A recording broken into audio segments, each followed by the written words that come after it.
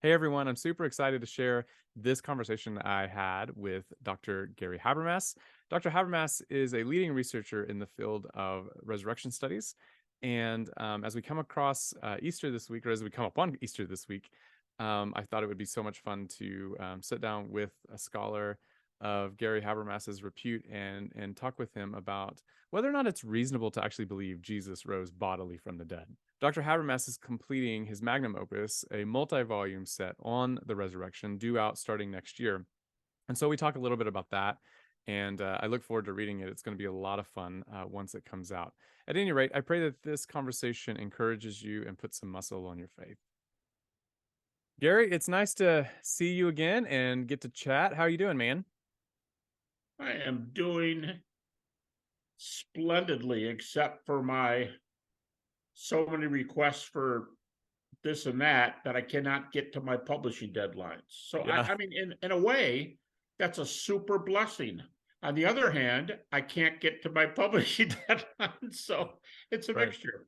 Yeah, man. Yeah, I'm honored that you're here. You told me off air a moment ago that past 3 weeks you've had 60 requests for either Yeah. interviews, emails, whatever. So yeah, we're honored here. And thanks for hanging out with Hey, us. I'm honored to be on.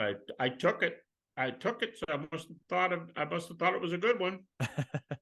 So Gary, we've known each other for several years and we've talked a lot about the resurrection and the resurrection of Jesus and just resurrection period. And you are the guy on the resurrection. There's like so there's several of you guys. You, Tom Wright, Mike Lacona, William Lane Craig. You guys talk a lot about the resurrection.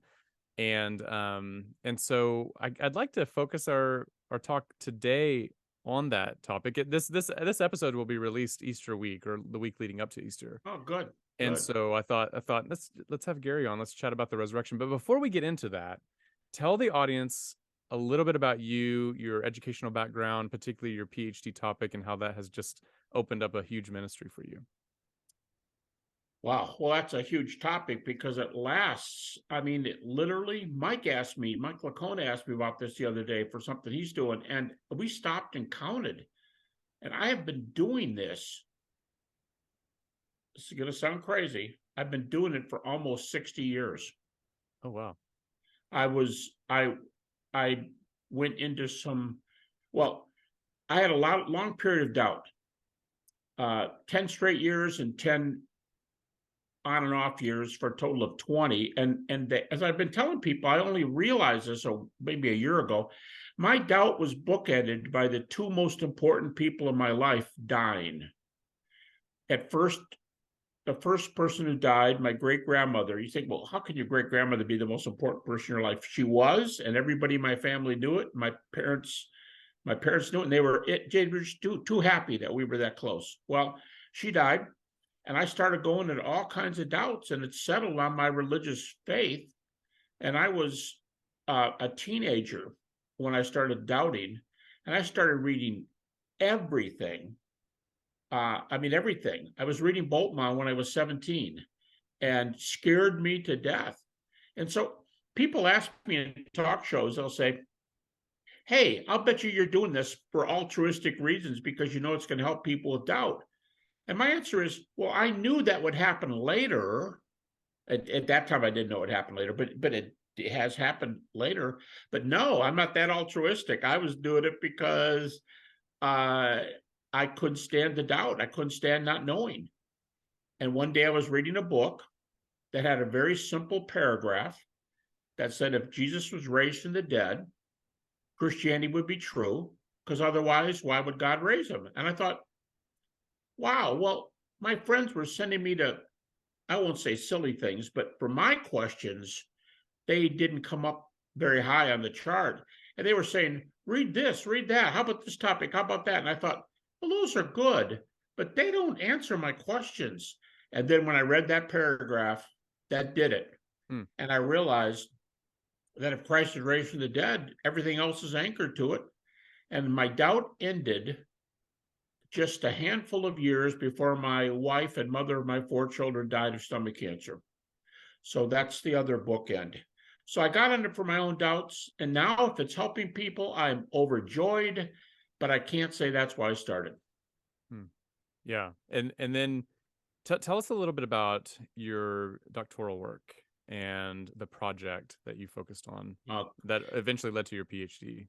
okay, well, I did my PhD in the Middle Ages, 1975, and uh, in those days, at least at my school, Michigan State, they weren't like the schools today that generally have 3-man doctoral committees.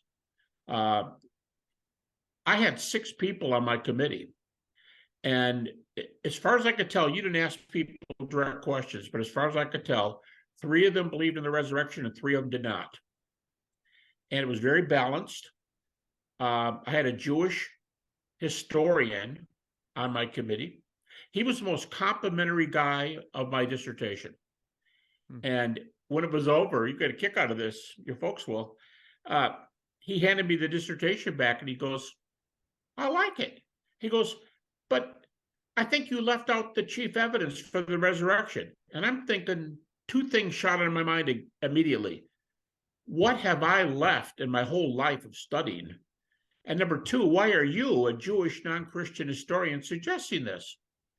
And I said, so what did I leave out? And he said, you said nothing about the Shroud of Turin.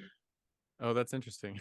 It is interesting on a Yeah. bunch of grounds Hmm. that he would even care about it. And, but so the committee was good. They were very complimentary. They did not have me add a sentence to my dissertation. And I didn't think I was going to get through. I thought they're going to be really super, super tough, but they had me leave the room and they discussed it. They invited me back in. I was all nerved up. And the director said, thank you for stepping back in here, Dr. Habermas. And I thought, oh my, I can't believe it. That's a good So sign. Yeah. yeah, that was a great sign. And now your project specifically, your dissertation, which essentially became your life's work, that's Yeah. culminating in a magnum opus that you're currently working on. We'll talk about that in a few as well. But the essential thrust of your work is that, okay, if the Bible is true, if it's inerrant, let's just take the top notch here. If it's inerrant, then you need to believe in the resurrection. If the New Testament is not inerrant, but it's still historically reliable, you should still believe in the resurrection.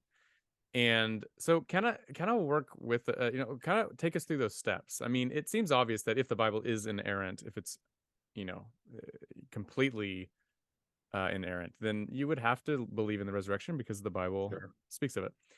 But how could it be the case that if the Bible's not inerrant, okay, if it's just a historical document, if the New Testament writings particularly, why should a person still believe that Jesus rose from the I'll dead? add one more step to your 2 steps. I'll add a third one. Okay. And I frequently do this when I'm in lectures, especially state universities. And I hold up a New Testament that I brought to the school, and I'll say, if this book is inerrant, Jesus is raised from the dead. If this book is not inerrant, it's reliable to some level, a lower or higher mid-range level. I'm going to argue that Jesus is still raised from the dead. But for you here tonight who are skeptics and atheists, if the Bible is unreliable, if there's almost nothing we can know from the Bible, I'm here to tell you tonight that Jesus is raised from the dead. And so I think that kind of is a tension grabber. And so what I've been doing for these 4 volumes that you're calling, my magnum opus, volume 1 is a volume on evidence. I just turned it in, and the printed pages are just short of 1,100 pages. And it took that long to spread the evidence. And here's the key. I used evidence the way critics used evidence. At no point did I ever argue the Bible is true because the Bible says so. That's ridiculous. Not ridiculous as a statement, but ridiculous that I would try to convince anybody by arguing that way. It doesn't work. So I'm using this lowest common denominator argument that I can just use a dozen facts, which I cut down to 6. And those 6 are what I call the minimal facts. And I think you can show that without any question that the resurrection is the best possibility for those 6 facts than any other solution. And And these six minimal facts are facts that every historian, whether confessional or non-Christian historian, would assent to, right? That's why you yeah, call them the minimal facts. Like these are the minimal yeah, facts yeah, they all yeah. agree to. So And what are the when yeah. I say these guys accept it, I don't mean, oh, you've got to be wrong, because if almost everybody accepts these guys, how about the dozens of people I've read who don't even believe Jesus existed? And I go, time out, time out. You're talking about people who may live in their parents' house. They call themselves they call themselves Bible scholars. They haven't been to school. How are they picking this up on their own? And they don't believe Jesus exists. But the real scholars, the New Testament atheists, don't give those guys the time of day. In fact, Bart Ehrman, the well-known New Testament atheist, he said, those people, the mythers, he said, they're mad that we don't give them attention and praise their little books, their ebooks or whatever they are. We don't praise them. And they're ticked at that. He said, but I want to tell you something. We don't read them because they're not scholars, and they say a bunch of things, which I think he calls laughers, a lot of laugh comments. And he says they think they have scholarship on their side. He says they don't have scholarship on their side. He said they don't have a foothold. They don't even have a toehold on the data. No, I'm talking about guys who they have to be scholars in a related field. That'd be like yourself. I mean, New Testament theology, history, classics, philosophy, archaeology. There are some people with PhDs in archaeology. Those would all be relevant fields from this time period. And then they have to be specialists with that background working in this area. They're the people I'm surveying, and they're the ones who agree to the historicity of the 6 facts, almost without exception. Right. So, and so the question becomes, what do you do with the six facts? Like, what's the interpretation of the six data points, right? So Yeah, that's where the differences will be, of course, between, say, an atheist New Testament scholar or an agnostic and a confessional scholar like yourself. But what is not in dispute, um the facts are not in dispute, the six minimal facts. So can you correct. kind of give us a rundown? What are those six facts that every scholar Sure, or a vast majority of scholars will believe in? Can you give us a rundown of those? sure. I'll do it real quickly. Yeah. Jesus died by crucifixion, and this one is just as well accepted as crucifixion. I mean, there are two of the, I'd say, along with preaching the kingdom of God, these are the 3 best things we know about Jesus. The second one is the disciples had experiences that they believed were appearances of the risen Jesus. They had a real experience, which in their interpretation was Jesus risen. Thirdly, these data were preached very, very early. How early? Well, Garrett Ludeman passed away just not too long ago, but atheist New Testament scholar Garrett Ludeman said this message was preached, and his word is immediately. In fact, one scholar wrote an article a few years ago and said this idea that whatever their experiences were, they started being preached immediately. He said it is a baseline given from critical theologians today. That was published in a major New Testament journal. In fact, I think it was a Journal of New Testament Studies. But okay, that's 3. Crucifixion, experiences early.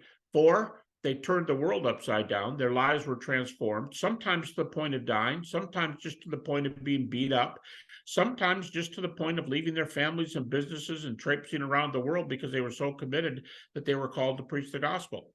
A few of them did die as martyrs. We have first century statements for the martyrdoms of 3 of the 4 best known ones: James, the brother of Jesus, Peter, and Paul. And John's the other one. And so we have martyrdom comments for 3. They were 3 of the 4. They were sold out. And 4 and 5 are the 2 individuals: James, the brother of Jesus, and Paul, the skeptic, who was going across the countryside bringing in men and women. He never said he killed them, but he said, I testified against them to their deaths. So I guess that means he gave one of the major testimonies that got him killed. Those 6, you will have to look hard to find anybody who disagrees with any of them. Right. And so what are the basis what basis do these people have for believing these 6 minimal facts if they don't believe the Bible is, say, inerrant? Like, is it they're using, tell the audience like the data that or how they're getting their data. Is it are they they're These are still yeah, so I guess what I'm getting at is like, okay, so let's just assume that the Bible's not inspired by any means, and it's still reliable, it seems, for as a historical document of what was going on in the first century, right? These even secular scholars, atheistic, agnostic scholars, still look to the New Testament as historical artifacts that we can use to discover something about the early Christian movement. That's correct, They right? do. Yeah, Okay. what they do is, here's a good example. Bart Ehrman says the Gospels are not reliable. And then he turns around for his whole book, Did Jesus Live? And he tells you a whole bunch of things in Jesus' life that are reliable, and either they happened or something very like them happened. For example, he says one of the best known rules that New Testament scholars, as well as historians, use, multiple facts, independent multiple facts is a great measure of whether something happened. And Bart Ehrman lists 15 sources within 100 years of Jesus' death, which is his period of historicity, 100 years in the ancient times. He says he's got 15 sources, Christian and non-Christian, for the death of Jesus by crucifixion. He says it's not questioned at all. By the way, that earlier fact I mentioned, the disciples being transformed, it was Bart Ehrman who said, after they had these real experiences and after they began preaching them, his phrase was, they turned the world on its ear. That's pretty cool. I mean, that's a pretty good phrase for what transformation is. So what these guys do is they'll start with Paul, and they think Paul is the #1 New Testament scholar. There's a real easy reason for that. They don't think any apostles wrote the 4 Gospels. I'm talking about the real skeptical guys. The middle of the road moderates will give you, I understand from New Testament scholars that Mark, maybe even Mark from Peter on Mark, and Luke are pretty much givens. But Luke and John are more questioned. But what so they don't know that about the Gospels, so they go to Paul because they know they can trust Paul. And what they'll do is, of the 13 books that bear Paul's name, they will grant the historicity of 7 of those books. And I tell my PhD students, it's interesting because the 7 books they grant are the 7 you would use if you're giving a series on who was the Apostle Paul. And those 7 are Romans, 1st and 2nd Corinthians, Galatians, Philippians, 1st Thessalonians, and Philemon. No, so there's your start to your question. We'll give you those 7 epistles. And if you pulled something from those 7 epistles, if we don't believe it, at least we say you're within your rights to use it because it's from a really good source. So they'll give you those 7 by Paul. That's a good start. Then you got Ehrman, who pulls all kinds of facts out of the Gospels, which he says are unreliable, but you still know all these things. And so when you start doing this, how many are multiply attested? How many of them have likely authors? When you start doing this, you get a long list of facts. And those 6 are among the ones they grant. So even if it's not reliable, as Ehrman says, even if it's not reliable, you have enough data to stand on. And a lot of these guys will tell me, I accept all Habermas's 6 facts, but it's what you do with them that's important. And I'll say, well, great. Now, what do you do? What do you do with them? And they'll go, well, I don't know. What do you want me to do? And I'll go, well, pick a naturalistic theory. If you don't think it happened, pick a naturalistic, and they will almost never pick a naturalistic theory. And this is changing significantly. It's one of the things I found out. They will seldom pick a naturalistic theory, but they will even more seldom pick one theory and only one theory and stick to it, so that if they're disproven, they're wrong. And that's why they won't do it, because they know you are armed It's like you're covered with 20 weapons on your body, and you're going to use whichever one you need if they come at you, and you're going to use them against their one. And if they lose that one, the world will know they don't have a basis for what they're saying. So they generally, I mean, some of the main guys who only chose one theory, two of them just died. Garrett Ludeman and John Shelby Spong just died in the last couple of years. So they're not around anymore. And one of the other guys who just died, E.P. Sanders of Oxford and Duke universities, Sanders says in one of his books that the naturalistic theories are no good. They've been refuted. He calls himself a liberal. And then he says, however, these theories just don't work. They're baloney. So Yeah, and E.P. that's the way it Sanders, goes. as every Pauline scholar will tell you, E.P. Sanders was a pretty important scholar. It's what? Every New Testament scholar will tell you that E.P. Sanders was a very important scholar this Oh past yeah, he century, changed right? the whole. Yeah. He and his co-author changed the whole world from Boltzmann over to the Third Quest. There, He's the bridge between Boltzmann's dominance for 50. Well, Barth's in there too. So Boltzmann's, let's say Boltzmann was in charge for 20 years, pretty much. Sanders changed Barth's Hellenistic take on the New Testament to the Third Quest Jewish take on the New Testament. That was Sanders. so essentially, this is why you call it the minimal facts, is because we're going to use minimal sources. You're saying to yourself, okay, I'm going to look at only the sources that say the skeptics are going to use. Yep. I'll play that gameplay by those rules, and then let's see where we get. And you're saying that those sources will give you the minimal facts that everybody can attest to, then you just named them. And the only reasonable explanation, the best explanation you might say, is of those minimal facts is that Jesus rose from the dead. That's my point. Yeah. So we've played this game a lot of times. We've done it, in public settings and things of like that. You did it at your house one night. Yeah, yeah, that's right. Where your elders and a couple other people were firing all kinds of doubts. Yeah. So for the listeners, Gary was over at my house several years ago, and with just a group of guys, and we were just hanging out and chatting, and we kind of play this game. Matt gets to be the skeptic, and Gary gets to win him to Christ, kind of thing. So it was fun. It was a good night. Yeah, we did that at the lecture you gave at church. I remember that too. So this is, every time we get together, we sort of play this game. So we're gonna play the game now. Oh, we are? Okay. Let's do it. So I'm gonna push back. Let me play skeptic here. I'm gonna push back and say, okay, maybe Jesus only seemed to die, right? What's wrong with that? Maybe he just got knocked out. Maybe, and then his appearances later, weren't all that extraordinary because he never died in the first place. What's wrong with that argument?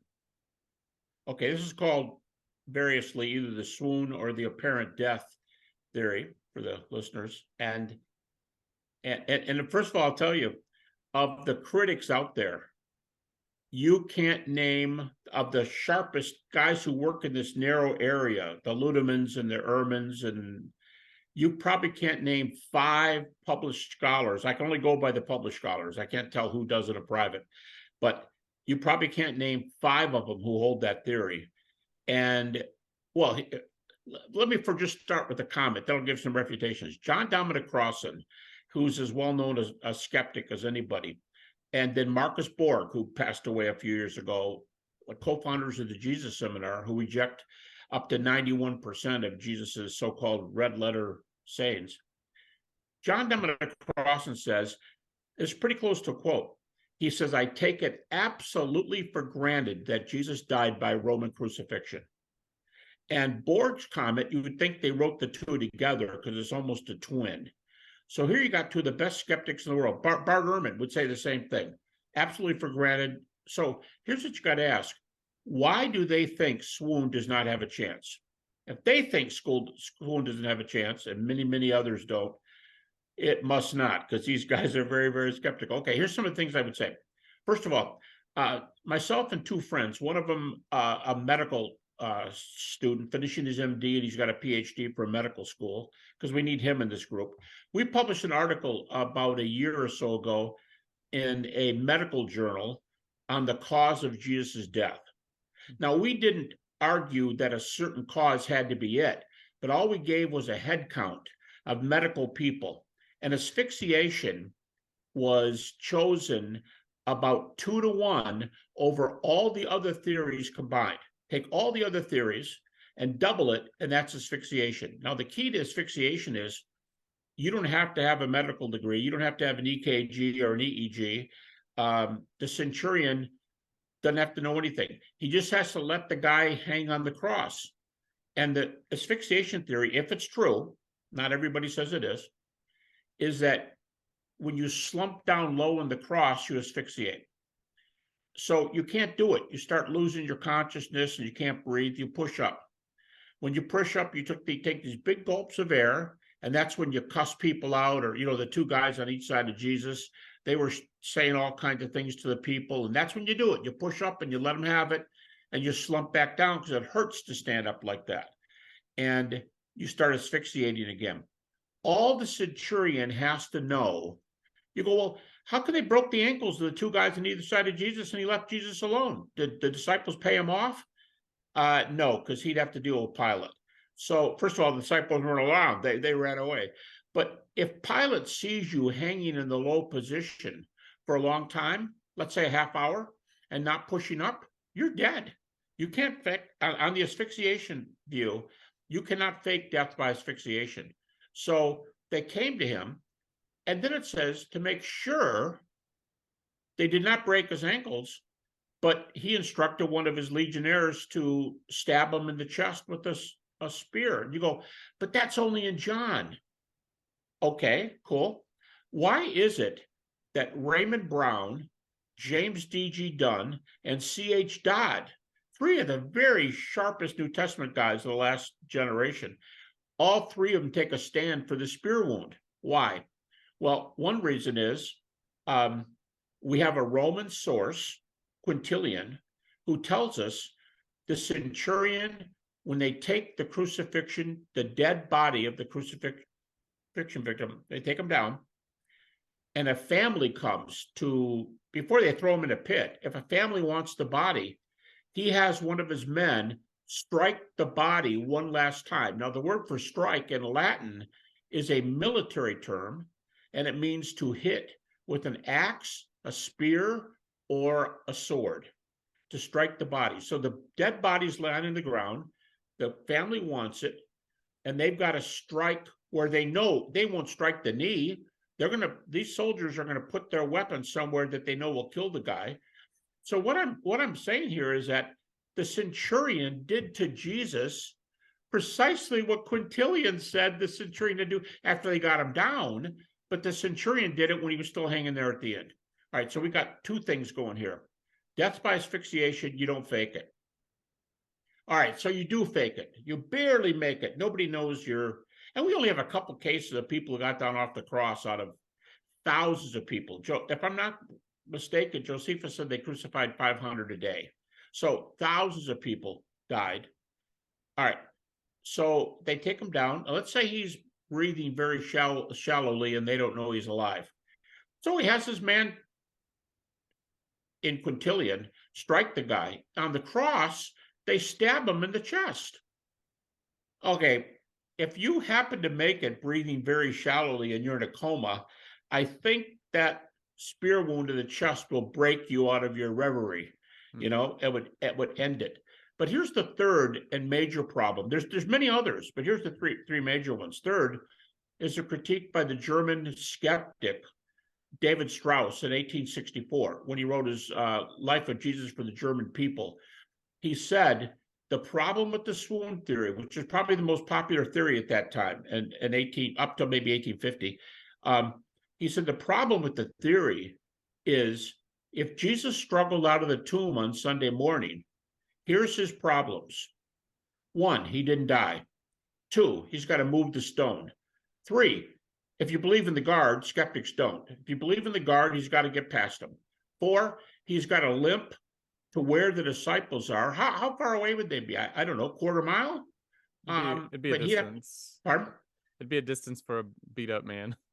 For a basically dead man. Yeah. He'd have to walk there. And Strauss said, what's he say when he gets to the door? He's holding his side. He hasn't washed his hair. He's soaked with sweat and blood in his clothes. And he puts up his hand and he says, I told you I would rise again from the dead. And to make a long story short, I don't doubt that the disciples would say God healed him. God didn't. We believe medicine. They would say God healed him. But I'll tell you what, he's alive, but he isn't risen. This is not our definition of risen. And then Andrew over in the corner says, oh boy, someday I'm going to have a resurrection body just like his. It doesn't work. So they would have to nurse him back to health. Who knows where he died, what he did, but they'd have to nurse him back. One thing they would know is that he wasn't raised. And this is called the Strauss critique. And today, when skeptics are telling you why they don't believe in the swoon theory, Dominic Crossan talks about asphyxiation. That's about as far as he goes. Asphyxiation is enough for him. But you've got a spear wound and a guy who could not possibly be risen, but alive. Those three things, pardon the pun, but those things kill the swoon theory. I got a bunch of other reasons too, but those three are the knockout punches.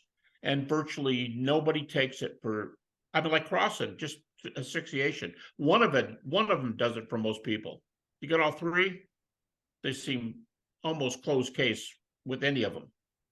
I'm reminded of something that N.T. Wright mentioned one time in addressing this question. He said, "No, the Romans knew how to kill people, right?" And just who said that? N.T. Wright. N.T. Wright did, yeah. And I think that's a pretty good response. I mean, the Romans were professional killers; they knew what they were doing, and so yeah. The other thing too is, you know, what's the evidence in the first century? You know, with respect to Jesus's death. I mean, it seemed overwhelming that everybody thought he died, right? So the idea that he could have swooned out of the tomb, or looked dead, or was only quote partially dead, or something like that, that just seems kind of to fly in the face of what we know from the first century, namely that no, people thought he died, right? So if that's not a good objection, just moving on, suppose we could entertain another objection. Okay, he died. We'll grant that. We'll go with all this, with what everybody's saying, even the most skeptical people saying that, yeah, he died. We'll concede that fact. But let's suppose the disciples made it all up, right? Let's suppose that they had something to gain from the idea, the belief that Jesus rose from the dead. What's wrong with that argument, with that critique? You can start almost anywhere, but it's probably now. Are you going to say they stole the body too, or are you not going to put that in there? Yeah, I mean, yeah, they made it up. Let's say they stole the body as well, just to kind of. And they lied. Yeah, and they lied. Okay. Yeah. Okay, where are you going to start? First of all, there's virtually nobody today who will take that theory. No skeptic. And it's been held by virtually nobody since a German named Hermann Samuel Reimarus in 1765. Nobody's held it. Like, every once in a while, somebody plays with it. Richard Carrier has a little essay where he goes, well, why not? You can play with this, but it's not his theory. He doesn't like it. So the fact that nobody takes it, if no skeptic takes it, none, there's reasons why nobody takes it.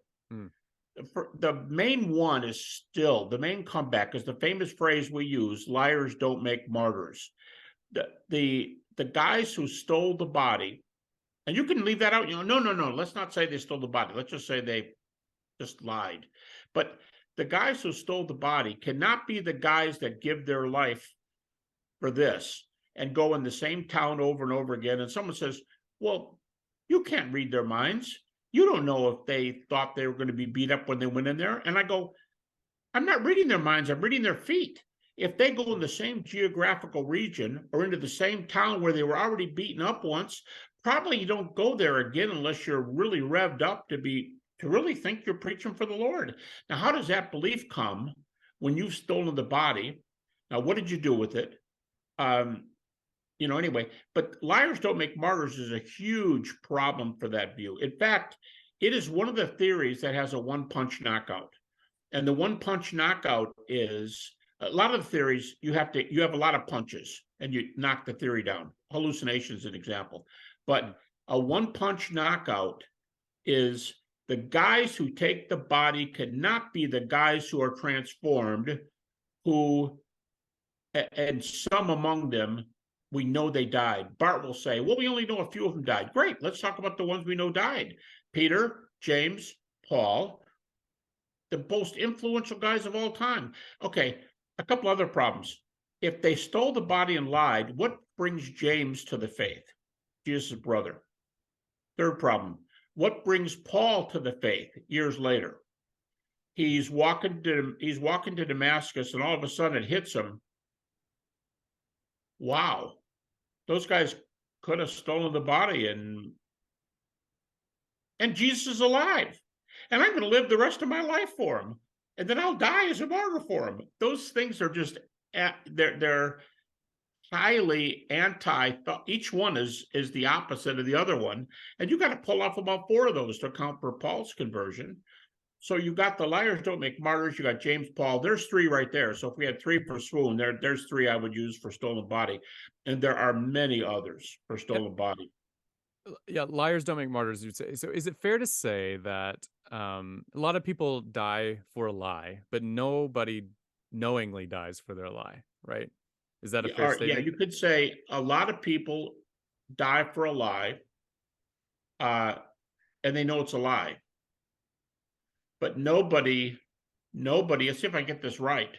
There's guys who would say this very eloquently. There's a sentence that's said about this, but nobody dies for something that is a lie, but they totally believe it to be true. You don't, did I say that right? Does that make sense? I think so. Yeah. Okay. Yeah, they don't die for a lie that they know is true. Correct. That they, yeah, I get what you're saying. That they know They'd is have to be actually a lie. mistaken. But Right. how could they be mistaken if they're the ones that stole the body? Correct. Yeah, it's a contradiction. Yeah. Yeah.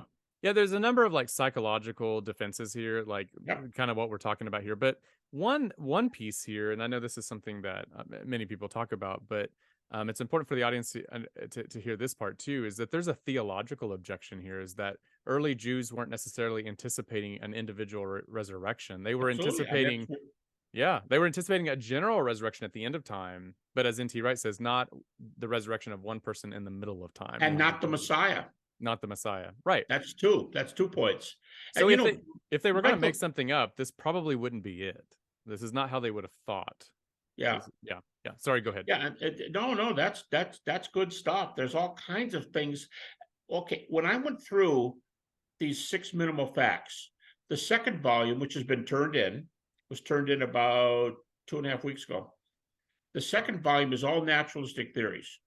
To my knowledge, nobody spends as much time on naturalistic theories in print as Mike Licona, who spends just short of 250 pages. The next book is Mike's and my co-authored book, The Case for the Resurrection of Jesus. And if you count the endnotes, it's almost 100 pages against the naturalistic theories. The book I just turned in is all naturalistic theories, and it's over 1,000 pages. It's probably the longest treatment. Oh, here's the point I'm trying to make. Of the 6 facts, every time you want to list evidences for those 6 facts that go against the naturalistic theories, keep in mind, I'm not using reasons that evangelicals cite, because they cite an errant or almost an errant book, and they get these facts. I argue the way critics argue. Right. And each one of the facts, I have an average. I just did this the other day. I have an average of 14 refutations of each thing that can be brought up. It's like 13.9 of each one that can be brought up. And you got to keep in mind, they don't come from people who quote the Bible and say, therefore it's true. They come from the John Dominic Crosses, Marcus Borg, E.P. Sanders.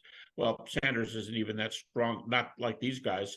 Bart Ehrman and Garrett Ludeman. They're the guy. I prefer to use those guys. They're easier to use those guys because people realize if you're using them, whoa, if they say you can get by with this, I guess you can get by with it, that kind of thing. But 14 evidences apiece. So when I give you 3 for swoon and 3 for stolen body, that's 3 out of an average of 14. I got, some of them are major and some of them are minor, but you got a bunch more waiting in the wings for each one of these refutations.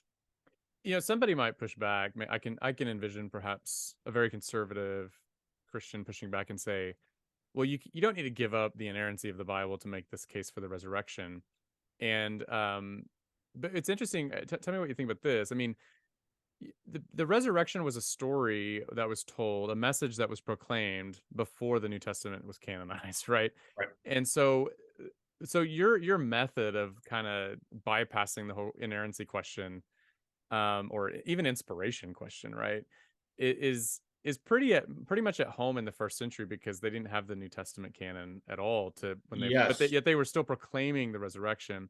And why do you think is that even an important point to make? I've heard Dan Wallace talk a little bit about the question of this question of inerrancy, and basically saying, look, I'm not going to lose my faith if the Bible turns out not to be inerrant, which I think would be shocking to many evangelical Christians. But essentially, your method sort of would definitely allow for that. Like, yeah, I if the think your point is brilliant, Matt. Your point that the way I'm arguing right now is the way the apostles would have to argue before the Gospel of Mark was written.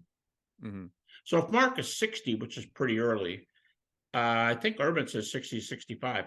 Let's say 60, 70. Let's say 60. That kind of inerrancy, inspiration, how good is the text argument? You don't get all these facts from Paul's epistles. So you kind of have to start with the Gospels because they tell the story of the crucifixion mm, and the initial appearances. And by the way, the strongest single appearance is the appearance to the 12. It is the one that is, everybody agrees to that. It is the one that is singly attested by the most reasons and the most sources. So, but you have to get to Mark, who doesn't even have appearances. So now you got to get to Matthew. Now that's going to bother some people. I'll let you tell the people who are nervous that I said you don't have. Most scholars think that Mark's gospel ends at chapter 16, verse 8. So the appearances now are going to go to Matthew, which critics usually date about 80 to 85. 30 to 85 is 50 to 55 years. mm. That's a long time to wait. A So up until generation, yeah. that time, what you're saying is they have to argue the way I'm arguing. That's what I find fascinating about your argument. I've always loved your argument, but I find that really fascinating, for that reason. I mean, because I think there's a lot of I don't get into apologetics that much anymore, but and partly I think because sometimes apologetics can come across a little cheap. You know what I mean? It's And it sometimes it's what? it comes across a little cheap. A lot of Christian apologetic approaches to Uh-huh. defending the faith. In other words, what I'm saying is that there's a lot of apologetic arguments out there that just don't do the job, at least even to my satisfaction as a Sure. Christian. And I think that's why I love your argument, is because you're getting back down to the bare bones of what that ancient or the first century proclamation was all about. And that's why it's important to bring in those perhaps psychological explanations that we were talking about. Get into the psyche of the first Christians. Like, why were they willing to die for things like this, right? And it was all tell me your comment on this. When I read 1 Corinthians 15, um, there's a little creed there in 1 Corinthians 15 that's very important. Mhm. Paul makes a statement in that chapter though where he says, "Look, our faith is in vain if Jesus didn't rise from the dead." And I think that's a very important statement because if if I were making up a new religion, quote unquote, a new movement, and I based that entire movement upon the veracity of the physical resurrection of a person, I wouldn't that wouldn't make sense. If I was going to do that, I would base it on maybe a feeling or flutter in my heart, not something that's in the real world. You know what I mean? It would do something Yeah. like, "Hey, I had this vision one night and God told me that we're all wrong, so follow me," because that's a subjective experience that can't be put to test. But a physical resurrection implies an empty tomb, it implies appearances, perhaps, right? And that's why I find Paul's statement there so fascinating. What would you have to say about that? Like the central point being the central point of the Christian faith being the resurrection. How Well, important is that in this how whole? about this one? I'm glad this point came after our earlier one. Yeah. I said the critics will almost never, seldom enough will they pick a theory, but almost never will they pick only one theory and stick with it. And some of the main ones died in the last couple of years. There's almost no, I'm a real well known guy who takes one of the, because they're afraid if you get after them and disprove it, They can't then say, oh, no, no, no, let me check this other one because you look really, really bad at a debate. And everybody starts saying the Christian looks like the right one here. Okay. Paul is doing what the skeptics won't do. Paul is picking a theory. Paul is saying, yeah, this guy truly, truly died. That's 15 verse 3. He truly died. Let me tell you what happened afterwards. He was raised from the dead. Now, what Paul's saying is, it's not swoon, it's not hallucination, it's not stolen body. He did what Bart Ehrman won't do. Bart Ehrman said in a recent book, I won't pick a naturalistic theory anymore.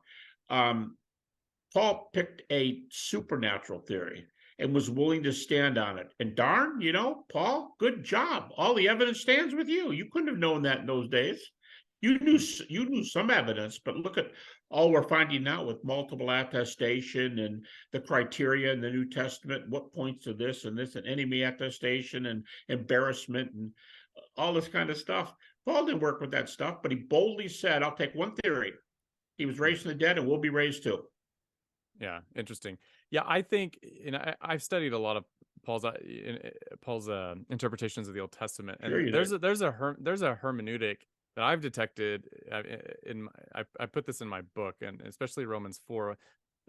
Paul interprets the Abraham story with a resurrection hermeneutic, and that's important, I think, because it shows just how important the resurrection was to him. It not only changed his life, but it changed his hermeneutic, right? And that's Good just point. that's Yeah, another 425, right? Yeah, he essentially retells the Abraham story Christologically, right? And I'm trying to think Paul's thoughts after him here, and Yeah. that's not the only place. Like the resurrection, it was groundbreaking, I think, as an event for him, and which when you consider his not only skeptical previous life, but he wasn't just a skeptic. I mean, he was an enemy, right? I mean, he was someone who saw the Christian movement as a heresy that he wanted to squelch out. So something had to change his mind, and the Christophany that he experienced on Damascus Road was very important, very important. I would say I just got two more questions, and then I'll let you go. Let's get real practical, maybe perhaps pastoral here. This Easter, what should Christians take away from the resurrection story? In other words, how does it help us today? I mean, we know it paves the way for our resurrection at the end of time and so forth. But what about today? Like, how does it help us navigate the craziness of our strange world? Yeah, and I think it's especially good at this. First of all, an intro comment, the resurrection is related to almost every major area of theology in the New Testament. 300 verses on the resurrection, New Testament. And those 300 verses are related to almost every major doctrine. Most of all, the gospel doctrine of the deity, death, and resurrection of Jesus. Totally. But a lot of other stuff too. First Thessalonians and the stuff about Jesus' return. And so therefore, comfort one another with these words. Talk about practical. Start right there. I'll go backwards. What about when a loved one dies? Believers and unbelievers are sad. Paul says we grieve too. But here's the difference. We are not like those who grieve and don't have hope. Now, you and I have both done a number of funerals, and I was a pastor for years. An unbeliever's funeral is a lot different than a believer's funeral. Now, critics can say, the believers they're just hoodwinked. Okay, great. Well, now we're back to you. Then you fight yourself through this maze and why it couldn't have happened. But Paul says the resurrection gives us a hope that even when we bury our mother, our father, our child, our brother, our sister, our spouse, when we bury that kind of person, knowing they're going to live forever gives us an incredible peace. So I'll go back to that one at the beginning. The one that's said to be true, the teaching for today, that is said to be true more than any other teaching in the New Testament, almost 20 times in the New Testament, we will be raised like him. Jesus said it, Paul said it, John said it. John says, I like his words, we shall see him as he is and we shall be like him. The New Testament hope is that we will be raised like Jesus. And the reason the resurrection is worth it, if you want to get right down to it, we can be as selfish as we want to, but the reason it's so important is because it is the reason we will be raised together. And that's an important point. Paul actually tells us that we will be raised corporately and we will all be together. He tells us that he says, you will be raised and we will be raised together with you. Now, that's interesting because the Jewish view was the resurrection would happen as a unit. The whole nation would be raised together.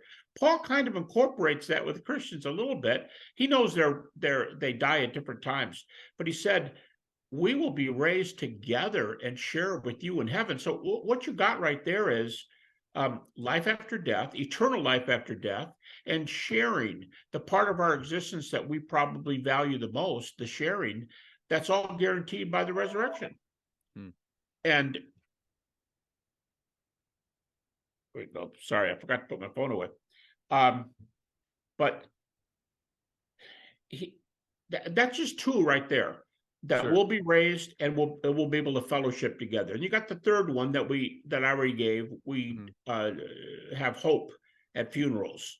We have hope. But if you line up all the things that are true, Paul ties the meaning of the cross to the resurrection. Justification in Romans 4:25 is tied to the resurrection. In 1 Corinthians 8, it seems like he's recast a creed. He's repeated a creed that brings Jesus into the Shema. And the God of the Shema is the Father, and the Lord of the Shema is Jesus. And that's an 8:6. Well, that's only 7 chapters before the resurrection of Jesus. Paul knows about the resurrection in his mind when he copies that creedal, almost like two members of the Trinity. And Oscar Coleman, the famous creedal author who talks about the early creeds and how early they are, he says, there are no Trinitarian creeds, but there are a bunch of creeds that prefigure the Trinitarian, like baptizing them in the name singular, the Father, Son, and Holy Spirit. What is it, end of 2 Corinthians, where he uses all 3 members again. To me, that's kind of Trinitarian, but Coleman says it's the beginning of the Trinity. So now you've got some of our most important doctrines. Just a second. Oh, you're good. That was my research assistant. I told him to take a hike. I didn't tell him. I turned on the phone and turned it off. So my apologies there too. I know no, it's good. You're gonna It's have good. to cut out. But you could go down the line and you can get a list of, like, say, a dozen. I've got a little book I wrote years ago that lists about a dozen doctrines that follow from the resurrection. So that's good. I would tell people, here's the biggest thing the resurrection gives us: the yellow brick road. It tells us what we should be doing now and where we will end up, i.e., in the Emerald City. So I used to say it a lot more than I say it now, but I'll say, therefore, follow the yellow brick road. Follow the yellow brick road. And all the way through that tale in Wizard of Oz, the theme is something like this: don't throw those apples back at those mean apple trees that are thrown at us. Just we got a job to do. Keep going. Whoa, look at that big guy on the right with the axe. He looks like he could cut us to pieces. No, we're going to go over and help him. He's going to be a friend of ours. Let's keep moving. Here's the darkest part of the woods. And of course, we have the darkest parts of lives. And this is the area where there are lions and tigers and bears. And I do this in a church, and the little kids in the church go, oh my, when they do it. And here comes this lion. And we get through that because we have to follow the yellow brick road. But the hardest thing is when we come out and see the Emerald City and there's poppies in between and everybody's going to sleep. Well, now you learn another theme. When someone falls down and goes to sleep, the others have to come over and help them up. So now you got this corporate body that we call the church that has to help people that are in pain, and you all get everybody through it, and you get safely to the Emerald City. It's such a great picture, but it's that road that you have to stay on. And the resurrection says, don't wander off of it, stay on it. But along the way, you've got all these other doctrines flushing in. So it's the key to everything in the New Testament. I feel like a moment ago, I said that that Paul's hermeneutic was changed by the resurrection of Jesus. Yeah.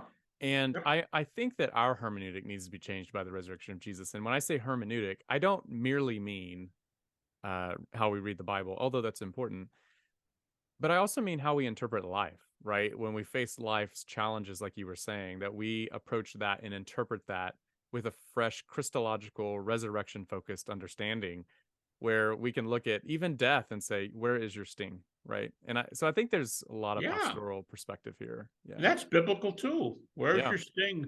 And I tell Yeah. people, that's not poetry.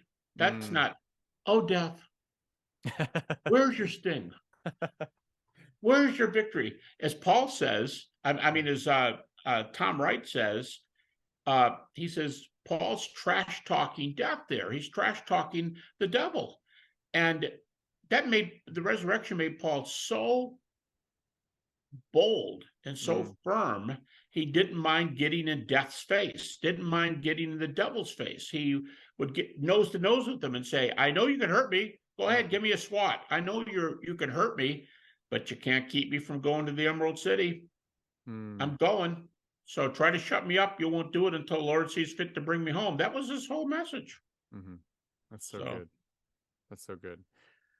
Well, one quick question, sure. and this is more of a teaser for the audience to go and maybe do some research. And I know you've done a lot of research on this, but tell us real quickly the potential role that near-death experiences have for resurrection studies.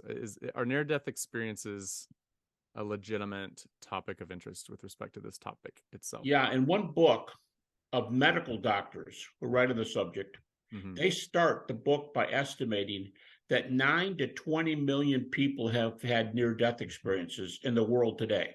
Mm-hmm. Now, how about through history? Now, the point is, see, critics like to say to us, one of their most potent objections is, here's why my theory is better than yours. I only have this walk a day, live a day world, a real world of sticks and stones and trees.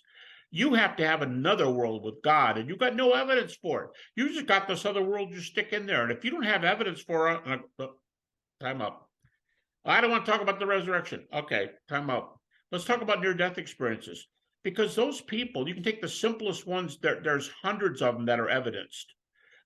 A few dozen of them, their evidence, as far as we know, the person has no brain or heart beat or waves, and they report things that are true. Now, if you take a simple one, the person is on the operating table, they come back up the top, and they're screaming at the doctor, top of their lungs, their spirit, I guess.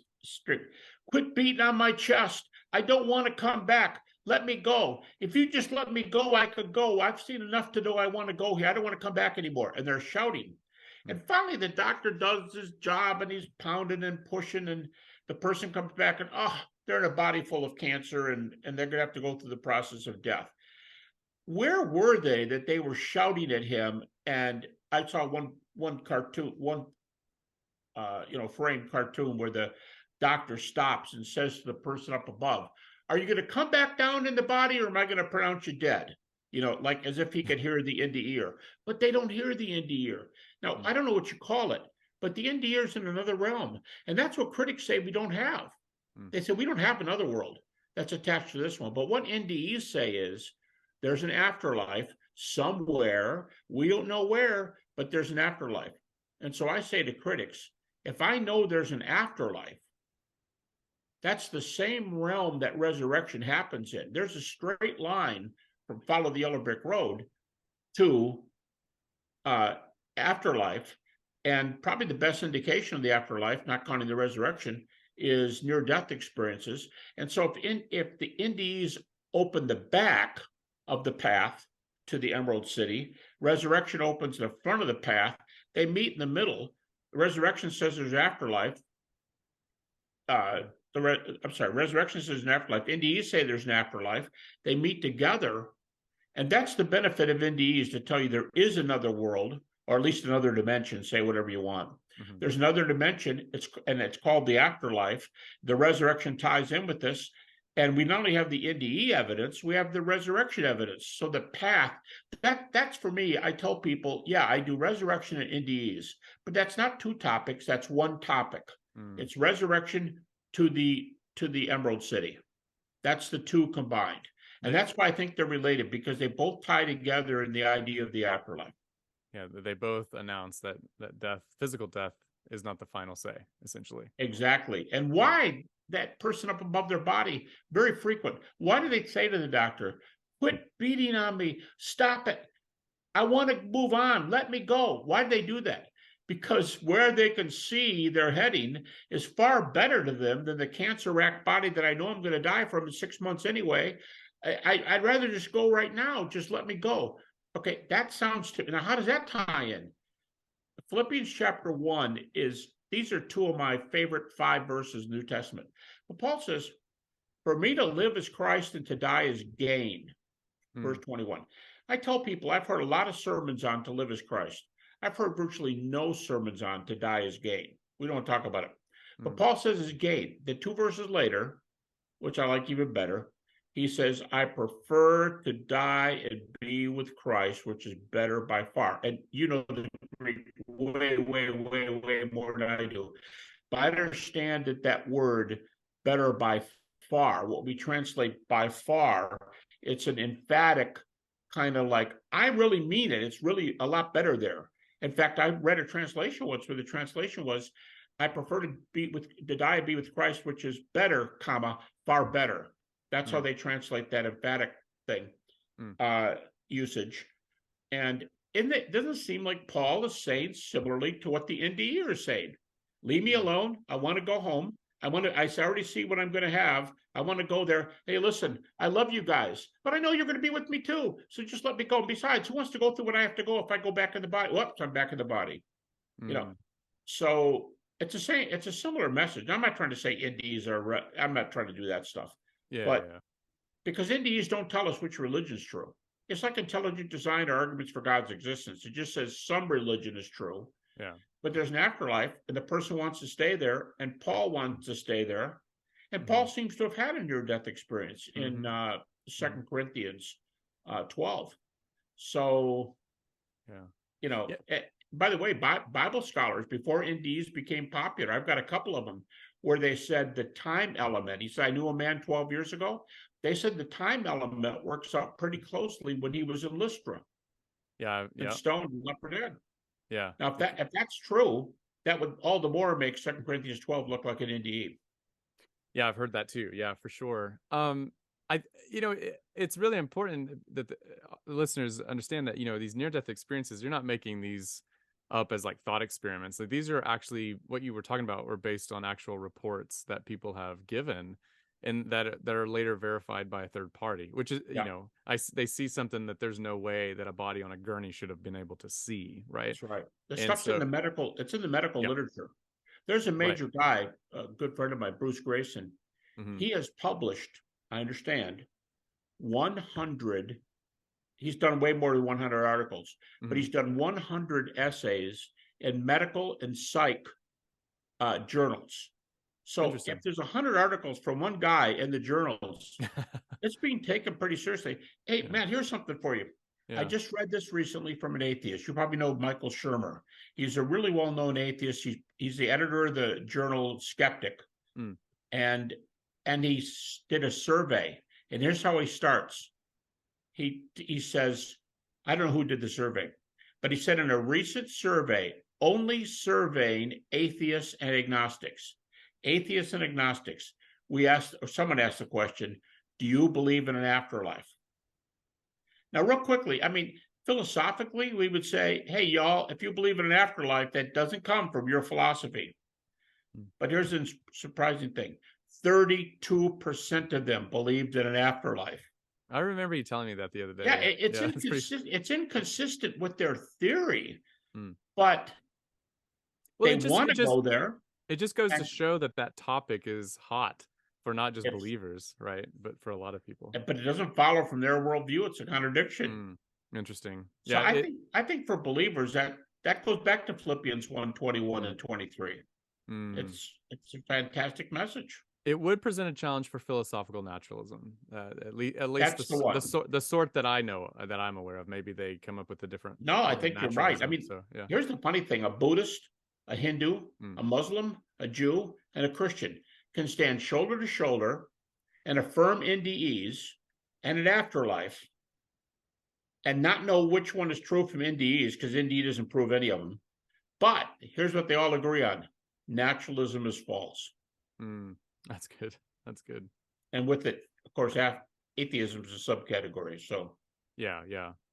Well, tell us when your book's going to be out. Is it next year? Is it this year? the first volume is due out if there's no delays. Right now, we're on target. Hmm. It's due out this coming January. It's a long way away. It's due this next January, Oh, that's right. 24. Yeah. And January 24. do you have a working title? Is that something you can share? Or? No, you know what? Oh, I'd share it in a heartbeat if I knew it. Okay. But around the I don't know if they intend that. I don't know. They call the set the resurrection, Mm, and they call the first book the evidence. They okay. call the Cool. second book uh, alternative theories, because not all of them are naturalistic. Alternative theories, and so they're doing that, like real simple titles, like Sure. resurrection evidence, resurrection alternative theories, and we're moving on to the last two volumes. Oh, very good. Gary, it is always a pleasure to talk with you, and today is no exception. I just really enjoyed this conversation. Thank you so much for hanging out with us. Oh, Matt, your knowledge is great. I love talking to you for that reason. In fact, your people don't know this, but Matt's one of the three New Testament scholars who reviewed two of my chapters. I can't take that stuff on my own. I mean, I have a Greek minor, which I tell people doesn't make me good. That makes me dangerous. I can't do Greek like that. Oh, by the way, the fellow who's editing my book, what they told me, I got to check this out.